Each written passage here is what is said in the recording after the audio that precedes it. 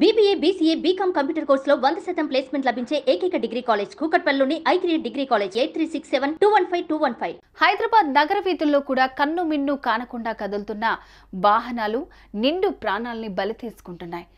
ఇల్లాలి నిండు ప్రాణం అలాగే బలైపోయింది.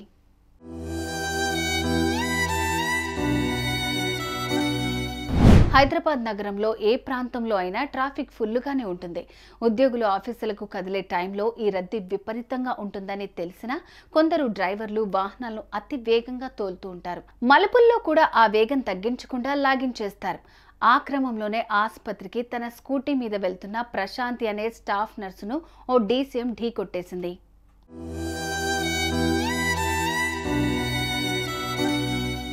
జగద్గిరి గుట్టకు చెందిన ప్రశాంతి అనే యువతి కేపీహెచ్పీ కాలనీలోని ఓ ఆసుపత్రిలో నర్సుగా పనిచేస్తోంది. శనివారం ఉదయం ఆమె తన స్కూటీ మీద డ్యూటీకి వెళ్లేందుకు తన స్కూటీలో బయలుదేరింది.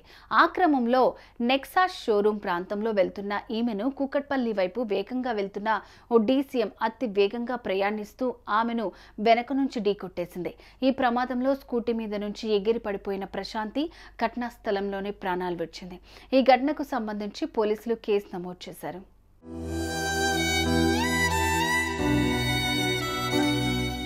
డ్యూటీకి వెళ్ళొస్తా అంటూ భర్తకు ఇద్దరు బిడ్డలకు బై బై చెప్పి ఇంటి నుంచి కదిలిన ప్రశాంతి గాంధీ ఆసుపత్రి మార్చురీలో నిర్జీవంగా పడి ఉండడాన్ని చూసి ఆ భర్త కుప్పకూలిపోయాడు. తాను తన ఇద్దరు బిడ్డలు దిక్కులేని వాళ్ళమయ్యామంటూ అతను విలపిస్తున్న తీరు చూపర్లను కలిచివేసింది. నగర రోడ్ల మీద కూడా విపరీతమైన వేగంతో వాహనాలు నడుపుతున్న డ్రైవర్ల మీద కఠిన చర్యలు తీసుకోవాలని జనం డిమాండ్ చేస్తున్నారు. సుమన్ టీవీలో మీ పర్సనల్ అండ్ బిజినెస్ ప్రమోషన్స్ కోసం కింది నెంబర్కి కాంటాక్ట్ చేయండి.